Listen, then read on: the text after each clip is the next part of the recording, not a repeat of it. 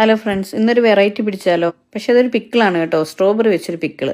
അപ്പോൾ അന്ന് ഞങ്ങൾ ഫാമിൽ പോയപ്പം കുറച്ച് അധികം പഴുക്കാത്ത സ്ട്രോബെറീസ് ഞാൻ കളക്ട് ചെയ്തിട്ടുണ്ടായിരുന്നു. അതിനെ ഒരു 3-4 പീസായിട്ട് മുറിച്ച് ഓരോ സ്ട്രോബെറിയും, അതുപോലെ കുറച്ച് ഇഞ്ചി, വെളുത്തുള്ളി, പച്ചമുളക്, കരിയാപ്പില ഇതെല്ലാം എടുത്ത് റെഡിയാക്കി വെച്ചു കേട്ടോ. അപ്പം ഞാൻ എന്ത് പരിപാടിക്ക് ഇറങ്ങിയാലും എൻ്റെ സൈഡിൽ ഏതെങ്കിലും ഒരുത്തം കാണും. ഇന്നത് ചെറിയവൻ കയറി ഇരിപ്പുണ്ട്, അവനാ ഇന്നെല്ലാം ഇടുന്നതെന്ന് പറഞ്ഞിരിക്കുവാണ്. അപ്പം ഞാൻ എണ്ണ ചൂടാക്കാൻ വെച്ചു.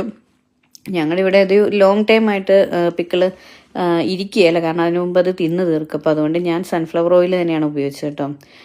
ഇഞ്ചി വെളുത്തുള്ളി എല്ലാം നന്നായിട്ടൊന്ന് മൂപ്പിച്ചതിന് ശേഷം ബ്രാഹ്മിൻസിൻ്റെ പിക്കിൾ പൗഡറാണ് ഞാൻ ഉപയോഗിച്ചത്. പിന്നെ നമ്മുടെ സ്ട്രോബെറീസ് ചെറുതായി കട്ട് വെച്ച് സ്ട്രോബെറീസ് എല്ലാം ഞാനൊന്ന് മിക്സ് ചെയ്തു. ഇതധികം വേകേണ്ട കാര്യമില്ല. നമ്മുടെ ഈ മസാലയൊക്കെ ഒന്ന് മൂത്തെന്ന് തോന്നിക്കഴിഞ്ഞ് കഴിഞ്ഞാൽ സ്ട്രോബെറീസ് മിക്സ് ചെയ്ത് വിനാഗിരിയും കൂടെ ഒഴിച്ച് നമ്മളതങ്ങ് സെറ്റാക്കി എടുക്കുകയാണ് കേട്ടോ. ഞാൻ കുറച്ച് പഞ്ചസാരയും കൂടി ഇട്ടിട്ടുണ്ടായിരുന്നു, കാരണം ഞാൻ വിനാഗിരി ഒഴിച്ചപ്പോൾ എനിക്ക് തോന്നി ഇച്ചിരി പുളി ഉണ്ട് എന്ന് തോന്നി. അപ്പോൾ ഒരു ഇച്ചിരി പഞ്ചസാരയും കൂടെ ഞാൻ ഇട്ടിട്ടുണ്ടായിരുന്നു. അപ്പോൾ അത് ഒരു പിറ്റേ ദിവസം ആയപ്പോഴത്തേനും നല്ലൊരു ടേസ്റ്റ് വന്നു കേട്ടോ ആ ഒരു സ്ട്രോബെറി അച്ചാറിന്. നിങ്ങൾക്ക് സ്ട്രോബെറി ഇതുപോലെ കിട്ടുവാണെങ്കിൽ നിങ്ങൾ ട്രൈ ചെയ്യുക. പഴുത്തത് വെച്ച് സ്ട്രോബെറി അച്ചാർ ഇടാൻ പറ്റത്തില്ല എന്നാണ് എനിക്ക് തോന്നുന്നത് കേട്ടോ. പച്ച കിട്ടുവാണെങ്കിൽ നിങ്ങളൊന്ന്